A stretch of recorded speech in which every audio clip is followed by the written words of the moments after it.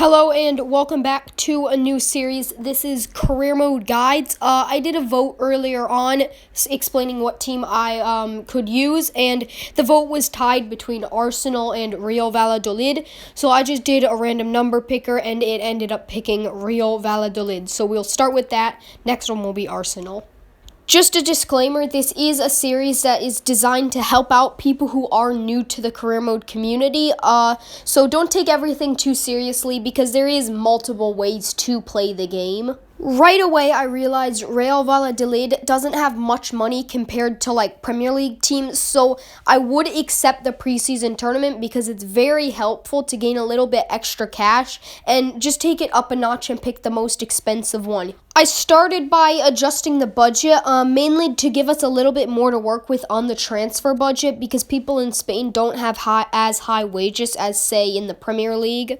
Right away, I saw Moyano. He is the captain, so if you do want to keep him, you can. It really is your decision here, but I did opt for Pedro Porro because he is pretty young and he is higher rating. I start by editing the instructions. Now, these instructions were based on the type of players I have, so make sure you don't keep these instructions throughout the course of the save. Change them based on your players. So if a player has very, very high pace, put them on get in behind. If they're like a very slow winger, then I would suggest put them on free roam. I would highly suggest you to edit the instructions because they really do help out, especially when you are playing in-game. If you're not into that, then you don't have to. If you are, you could customize them based on what you want, or you could just copy what I did here.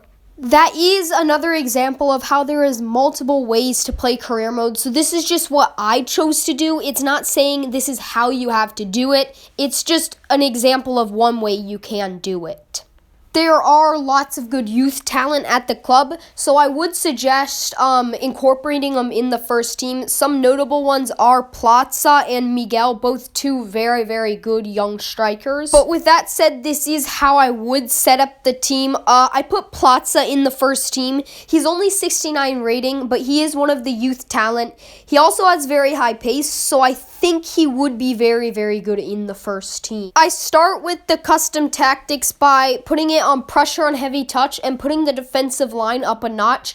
Not necessarily really, really high pressing, but just pressing them on their side of the field. And I start in the offense end by keeping it on possession, upping the width and upping the players in the box, and then putting the corners on 4 and the free kicks on 2.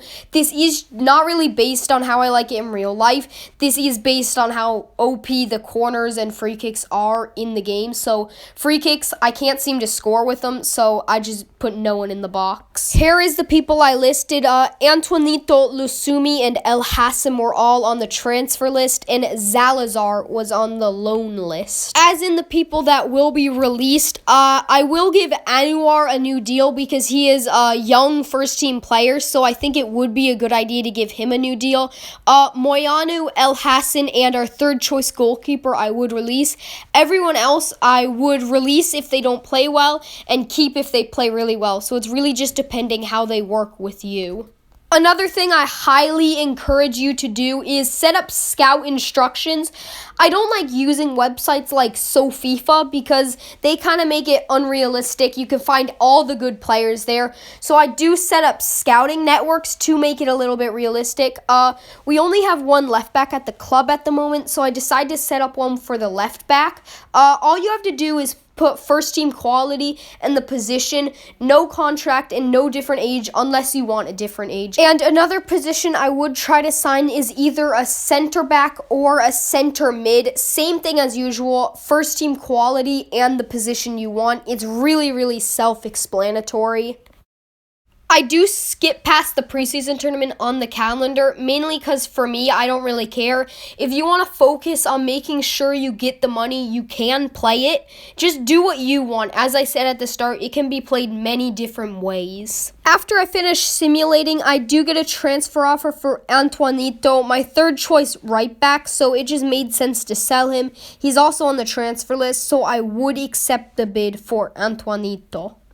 Another thing I highly encourage you to do in any save that you don't have that much money is check the loan list, because you can find some really, really good players here, and that's exactly what I did.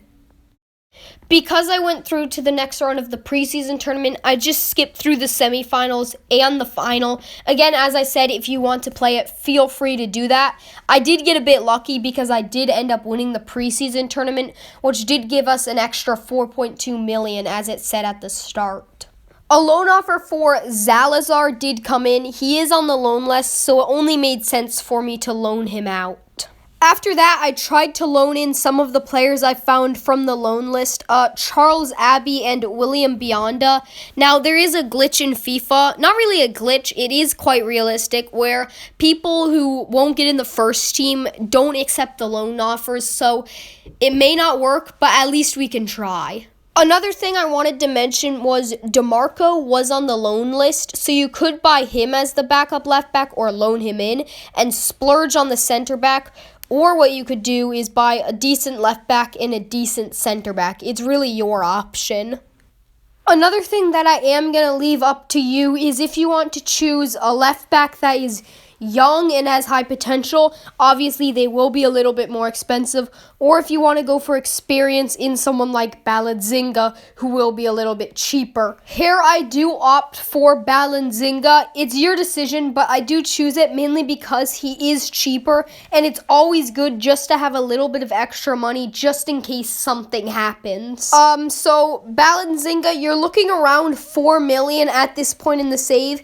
Now he probably will decline, so if you do want to wait to buy him, then you could probably get him cheaper. I got him now because you need a left back at the start because you don't have any other left backs, and you're also looking around 15,000 in the wage department, which is very, very good, especially considering that he's coming from a decently big team in Atletico Bilbao. Another thing to decide is what center back you want. Now, once you buy this player, I did have a little bit left in the wage department that I could probably transfer over to the transfer budget just to give me a little bit more room to work with.